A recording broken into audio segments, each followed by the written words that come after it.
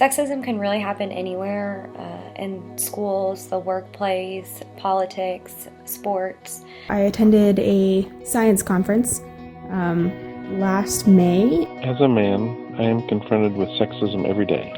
Back in high school, I played basketball, and I remember the men's basketball team was continually putting me and my teammates down. I got to present my work for the first time, the work that I've been putting together for my master's thesis. We had several members of the community and also grant board members, I guess, for NIH and a couple other big-time science grant providers there.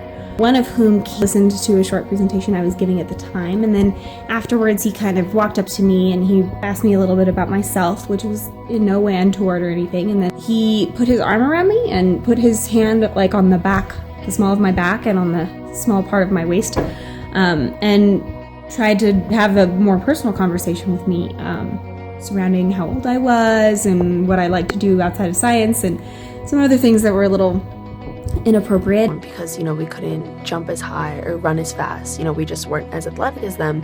And that has always stuck with me. Societal pressure is imposed on the male gender to put women and children first. Why? I'm expected to open and hold the door for a lady to enter. At the same conference, I had an older male scientist pat me on top of the head and call me sweetheart. So it wasn't, a one-time isolated event. And those things would never have been done to a young male scientist. Another expectation of my gender is to give up my seat for a lady in a crowded subway train. Whether I choose to comply to the convention of societal expectations, I'm left with guilt when I choose to be unconventional. This is an impression I guess I've gotten across many different groups in science, is that there's kind of this good old boys club, and you're not really allowed to interrupt the status quo at all because it might make people angry. It might affect your chances of getting grant money or jobs or interviews or recommendations, and that a lot of the time you just shouldn't say anything.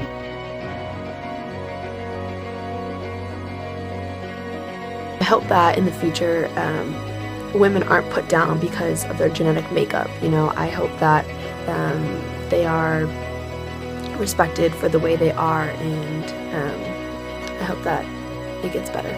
This isn't something new that women have to deal with in science. And I just hope for the future that sexism becomes no more, that my kids and my grandkids and so forth won't have to experience anything like sexism, and that they can partake in anything that they choose, whether it be something in politics or sports that they choose to play while growing up, that they can do whatever they want to do and be treated equally while doing it, not based on their gender.